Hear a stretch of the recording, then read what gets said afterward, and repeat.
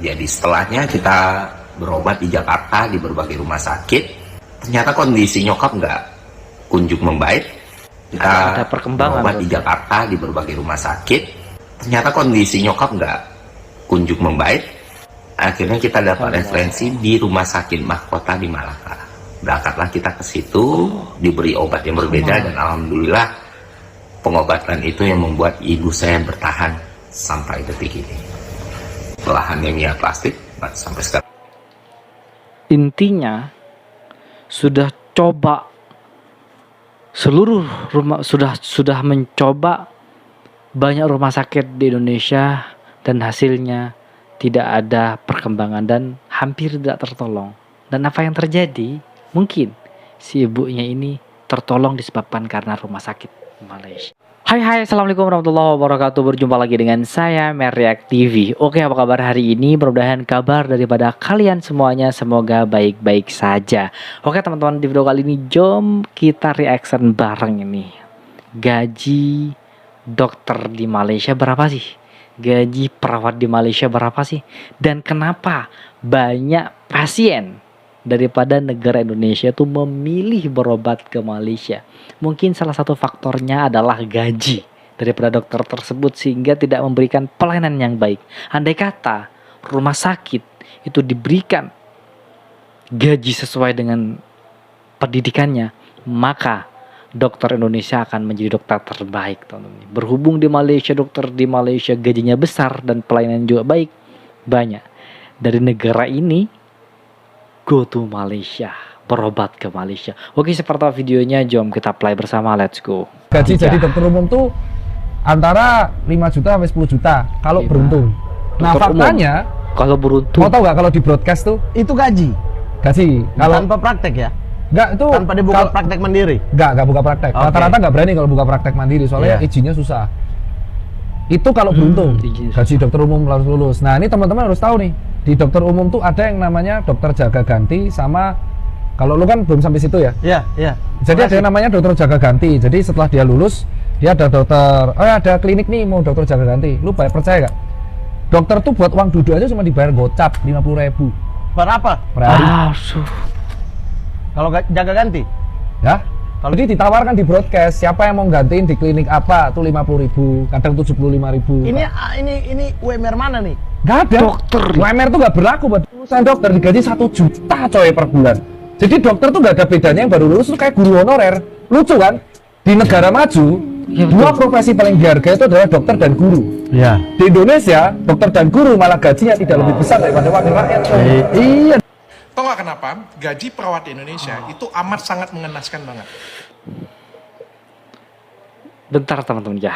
Di negara maju, kenapa negara tetangga itu sangat maju sekali? Karena dokter sama guru sangat dihargai sekali. Sedangkan Indonesia, no, tidak sama sekali. Dokter digaji sesuai dengan UMR, bahkan di bawah UMR. Guru sangat-sangat ngeri sekali Indonesia. Kenapa Indonesia lambat menjadi negara maju? Karena itu penyebabnya, teman-teman ya. Oke, kita lanjut. Simak. Lebih parah dari di bawah UMR. Kalau di bawah UMR itu cuma 2 juta, 2 juta setengah. Ini masih banyak yang di bawah 1 juta. 800.000, 500.000, ada yang itu kan. 300.000. Bayangkan. Jadi sekolah yang mahal-mahal, gaji bercandaan. Ini fakta. Di luar negeri, perawat itu lebih dihargain. Makanya nggak sedikit perawat di Indonesia itu kerjanya ke luar negeri. Iya, karena gajinya lebih layak, lebih besar ya. Lebih parah dari pembantu rumah tangga. Iya, pembantu aja 1,5 juta aja nggak mau. Lebih Ini parah. 800.000 mau masih. Fakta kan? Ngantri-ngantri ya. Pembantu rumah tangga 1,5 juta, 2 juta itu sudah susah banget dicari ya. Kata-kata itu 2 juta sampai dengan 3 jutaan ya. Ini 800.000, 500.000 Betul. masih banyak yang ngantri. Ya ampun. Tahu nggak kenapa mereka punya pendapatan itu jelek banget? Karena pendidikan perawat di Indonesia itu dijadikan lahan bisnis. Dan itu fakta. Cuma perawat di Indonesia yang cuma dipikirin karena high demand kan, banyak yang mau kan. Jadi pikirannya itu cetak. Dan untuk jadi perawat di Indonesia itu banyak cara. SMK bisa jadi perawat, D3 bisa jadi perawat, S1 bisa jadi perawat, nurse bisa jadi perawat, dan empat-empatnya ini bisa suster. Sama perawat ya, nggak ada jenjangnya. Dan cilakanya empat-empatnya, ini mohon maaf ya, cilakanya empat-empatnya kualitasnya setelah selesai itu Sama aja. Sama aja. Jong. Masih benar-benar nggak ada. Kenapa? Karena mereka tuh pikirin cetak. Kalau ada yang ngomong, dok, tapi ada suster yang memang pintar, memang jago. Banyak. Tapi mereka pintar bukan karena sekolahnya, tapi mereka pintar karena pengalaman mereka di tempat kerja. Jadi mereka itu belajar benar-benar itu di tempat kerja, bukan di sekolahnya. Ya, perbaikin aku kalau aku salah ya. Berarti yang salah fakultasnya dong. Mereka itu pada waktu kuliah diajarin apa? Bukan diajarin soft skill, tapi diajarin, dek, tolong angkat ini ke sini, dek. Dek, tolong angkat ini ke sana, dek. Dek, tolong angkat ini ke sini, dek. Tolong bersihin ini, dek. Dan itu fakta. Itu fakta banget ya. Tinggal selesainya ya sama aja. Dan kita sebagai pengusaha, kalau ada yang lamar kerja, ada SMK, ada D3, ada S1, ada nurse ya. Nurse ini mungkin lebih baik lah ya. Kita pasti mikir, kita mau ambil yang terbaik. Semua pengusaha pasti mikirnya mengambil yang terbaik dengan gaji serendah-rendahnya. Pasti kita ngambil yang ini dong. Iya, Tapi dengan gaji yang terendah. Itu tuh yang buat gaji perawat di Indonesia itu ancur-ancuran banget. Tapi ngomong-ngomong di Athena, kira-kira gaji perawatnya gimana? Aku orang yang amat sangat menghargai perawat. Jadi bagiku tuh perawat itu adalah sosok yang amat sangat penting. Tapi bukan cuma perawat sih, baik OB atau karyawan-karyawan yang lain itu menurutku semuanya penting dan kita harus memanusiakan mereka semuanya. Jadi menurutku kalau misalnya perusahaannya sejahtera, Betul, perusahaannya ini bagus, bagus. itu terlihat dari karyawannya. Hai semuanya, banyak banget ya, ramai banget sekarang di media lagi dibahas mengenai Menteri Kesehatan merasa malu dan gengsi kok orang-orang banyak berobat yang di Singapura dan Malaysia. Bentar teman-teman. Malu? Makanya kalau tidak mau malu, Menteri Kesehatan Indonesia silahkan hargai dokter Indonesia, hargai perawat di Indonesia. Mereka sekolah mahal-mahal loh, tapi gajinya sangat kecil sekali. Ini ya faktor utama kenapa rumah sakit di Indonesia itu kurang kepercayaan rakyat Indonesia. Malah percaya terhadap rumah sakit negara tetangga loh, lebih percaya karena benar-benar menyembuhkan, benar-benar melayani dengan baik. Sedangkan di negara ini, negara tercinta ini, dokter gak dihargai, ya malu kalau rakyatnya berobat ke Malaysia. Maka dari itu perbaiki. Termasuk orang yang tersindir loh dengan tulisan Pak Menteri ini atau ungkapan Pak Menteri ini. Karena saya sendiri menjalani pengobatan yang tadinya di Indonesia nggak macam-macam loh. Dokter yang saya pakai bukan dokter sembarangan pastinya, dokter-dokter yang top di sini. Lalu dikatakan bahwa saya memiliki 2 autoimun dan ngobat seumur hidup, nggak bisa sembuh katanya loh Pak Menteri. Lalu saya nggak terima, saya ke Singapura, bolak-balik seminggu sekali ke Singapura, tes mulai dari awal karena dikatakan tes di sana. Saya bawa dong tes dari sini, tapi dikatakan bahwa itu tidak bisa dipercaya, saya harus tes ulang. Saya tes ulang mengeluarkan biaya yang tidak sedikit dan hasilnya bikin malu. Karena apa? Kata dokter-dokter di sana saya hanya kekurangan vitamin D. Lalu saya diajarkan pola makan, saya diajarkan cara mengkonsumsi suplemen, bukan obat loh, suplemen. Diajarkan perbaikan leaky gut, diajarkan segala macam. Alhamdulillah, lihat dong saya sekarang sehat. Lalu yang berikutnya lagi adalah ketika saya dinyatakan saya ada kanker. Nah, itu juga sama. Saya menemukan tulisan di web mengatakan bahwa autophagy adalah treatment cancer yang terbaru. Nah, saya dakwah ke dokter, dok, prof, boleh nggak saya menjalankan autophagy ini? Saya nggak mau menjalankan yang namanya radiasi dan kemoterapi. Lalu dokter-dokter bilang, maaf kita nggak paham tuh ilmunya gimana, udah jalani aja yang kita ini. Tapi waktu itu juga saya divonis umurnya sudah tinggal sekian bulan lagi. Akhirnya saya ngotot ambil kursus berbayar luar negeri, ratusan dolar saya bayar karena saya saat itu sudah cukup lemah, tidak mungkin ke Singapura. Dan alhamdulillah kansernya juga free loh, bersih. Jadi kalau ke luar negeri itu hanya untuk gengsi atau untuk sekedar sok-sokan, bukan begitu, karena memang banyak sekali yang salah. Baru-baru ini juga saya mengikuti satu organisasi atau satu yayasan yang tadinya mau dibangun, isinya para tenaga medis. Di sana ada yang mengatakan, ada yang disebut diet gorila katanya manusia sama dengan gorila, pada dokter spesialis loh. Lalu ada juga dokter yang punya rumah sakit di Cikarang, nggak tahu bedanya blue light yang dikasih untuk anak bayi dengan sinar matahari. Aduh, bayangin Itu udah banyak banget loh Pak Menteri. Jadi yuk buka mata. Nah, saya insinyur, kok berani-beraninya ngasih edukasi ini? Karena kan semua orang nggak mungkin dong punya dana untuk keluar negeri, ya kan? Jadi makanya saya ngadain edukasi gratis. Kalau masih ada yang nyinyir, ini gratis, bener-bener gratis, hanya supaya orang-orang sehat tanpa harus keluar negeri. Jadi tidak melanggar apa yang Pak Menteri merasa malu kan? Yuk, sehat selalu. Sementara hal-hal kayak gitu nggak gue temukan di sini, di Malaysia ini.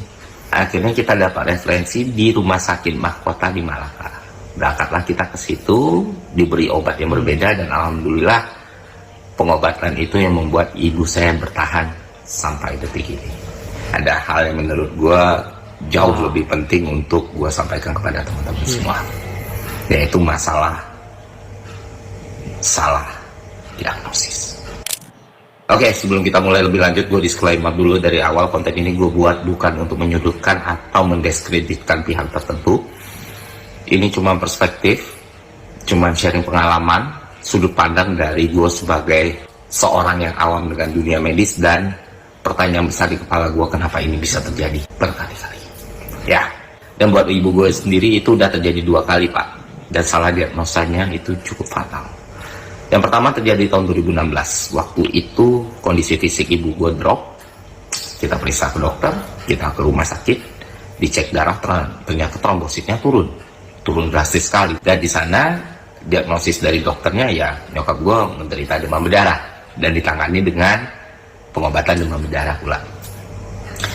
Selama berbulan-bulan naik turun kondisi, sampai pada akhirnya ibu gue merasakan sangat lemas, tidak bisa beraktivitas lagi. Semua obat demam berdarah juga habis, dan kita bingung. Akhirnya kita bawa ke Jakarta. Waktu itu langsung gue bawa ke Rumah Sakit Cipto Mangunkusumo, diperiksa lebih lanjut, diperiksa lebih dalam, dan ternyata anemia plastik. Dan waktu sampai di RSCM bahkan dokternya bilang ini kalau telat 1 hari aja mungkin udah sulit untuk ditolong. Oke. Ya, jadi setelahnya kita berobat di Jakarta di berbagai rumah sakit. Ternyata kondisi nyokap nggak kunjung membaik. Kita berobat di Jakarta di berbagai rumah sakit. Ternyata kondisi nyokap nggak kunjung membaik. Akhirnya kita dapat referensi di rumah sakit mahkota di Malaka. Berangkatlah kita ke situ, diberi obat yang berbeda, dan alhamdulillah pengobatan itu yang membuat ibu saya bertahan sampai detik ini. Setelah anemia plastik sampai sekarang. Intinya sudah coba seluruh rumah, sudah mencoba banyak rumah sakit di Indonesia, dan hasilnya tidak ada perkembangan dan hampir tidak tertolong. Dan apa yang terjadi? Mungkin si ibunya ini tertolong disebabkan karena rumah sakit. Masih menjadi anemia plastik, ibu gua harus gila, kena kanker nasofaring. Dan proses kita tahu kalau itu kanker juga kurang lebih mirip. Beberapa bulan yang lalu, nyokap gue mengalami gangguan pernafasan, hidungnya tersumbat. Ya, kita semua pernah merasakan hidung tersumbat, dan itu sangat-sangat tidak membuat nyaman. Nah, masalahnya di nyokap adalah biasanya dalam beberapa hari juga udah hilang gitu ya. Nah di case-nya ibu gue ini berbeda. Setelah 1 minggu lebih, ternyata hidung tersumbat ini nggak kunjung hilang, malah justru lebih parah sampai ibu gue kesulitan bernafas. Akhirnya kami bawa ke dokter, diperiksa lagi sama dokter, dan dia diagnosis menderita rhinosinusitis. Nah, karena udah pernah ada kejadian kayak anemia plastik kemarin, gue akhirnya nyari second opinion nih, dokter kedua, dan sama, sinus juga katanya. Akhirnya ibu gue menjalani pengobatan sinusitis. Dan setelah 1,5 bulan menjalani pengobatan, ternyata kondisinya tidak kunjung membaik. Akhirnya kita bawa lagi ke Jakarta, gue tanya dokter di Jakarta juga sama gitu. Ini sinus. Nah, sama dokter-dokter ini ditawarin operasi, cuma karena nyokap pengidap anemia plastik dan umurnya juga udah tua, maka tidak disarankan untuk melakukan operasi. Jadi ya untuk obatinya pakai obat aja. Tapi ternyata apapun obat yang udah diminum, kondisi juga tidak kunjung membaik. Akhirnya kami mendapat informasi dari temannya kakak gue bilang, oh di rumah kota itu, kalau di Malaka, di rumah sakit mahkota itu bisa ditangani dengan lebih baik dan cepat gitu. Karena kita udah hopeless, nggak tahu mau kemana, akhirnya berangkatlah kita ke Malaka, ke rumah sakit mahkota. Nah sampai di rumah sakit mahkota diperiksa dokternya, terus dokternya emosi. Dia bilang ini bukan sinus, ini tumor. Wow. Akhirnya dilakukan proses pemeriksaan dan diketahui kalau ini bukan tumor jinak. Artinya apa? Artinya butuh tindakan kemo dan radiasi. Di situ Parah dokter Indonesia ini. perasaan gue sakit, hati gue sakit, gue kecewa, gue kesal, gue marah gitu loh. Oke lah kalau misalnya terjadi 1 kali, ini 2 kali, dan dua-duanya itu penyakit yang sangat serius. Gue cuma bertanya kenapa ini bisa terjadi 2 kali pula, dan dua-duanya itu penyakit yang serius. Dan perasaan kesal itu gue tuangkan di Twitter, gue bikin 1 tweet, dan tweet itu rame gitu. Ramenya apa? Rame karena tanggapan orang-orang lain yang pernah mengalami kondisi yang mirip atau serupa. Dan bahkan banyak juga yang bisa gue bilang mengalami hal yang lebih buruk gitu. Karena ketahuannya pas sudah telat atau sudah nggak tertolong. Pas tiba-tiba taunya, oh udah stadium 3, stadium 4, atau stadium akhir. Ada yang dibilang masuk angin ternyata kanker. Ada yang dibilang mah ternyata cervix. Dan berbagai keadaan-keadaan lain yang gue pikir, oh ini ternyata sudah sangat sering terjadi di Indonesia. Dan Please dokter Indonesia, berkatalah jujur. Ini loh berkaitan dengan nyawa. Ini manusia, bukan hewan. Mereka itu, kita sebagai rakyat Indonesia memang tidak tahu dan tidak paham tentang penyakit medis. Dan ketika dirujuk ke Malaysia, penyakitnya bukan apa yang dikatakan oleh dokter Indonesia dan disembuhkan oleh rumah sakit Malaysia.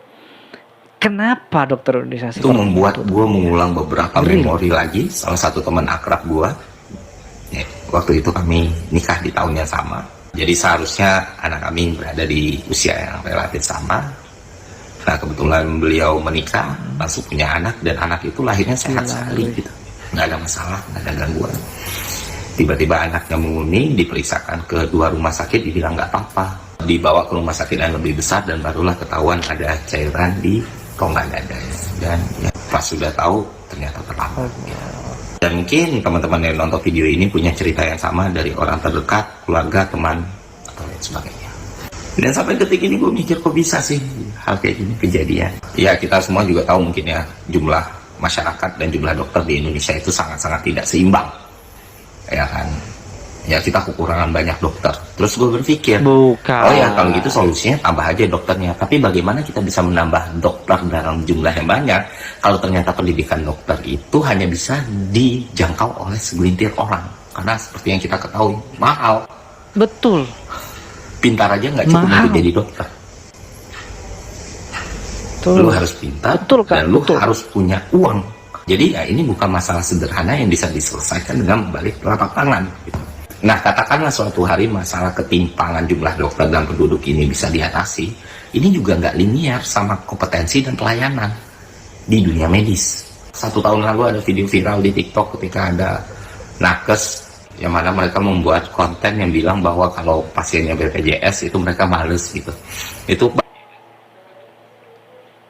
Oke teman-teman semuanya, itulah video reaction hari ini wah informasi yang luar biasa, penting. Kenapa banyak yang berobat ke Malaysia? Faktor utamanya adalah gaji kepada dokter yang tidak dihargai.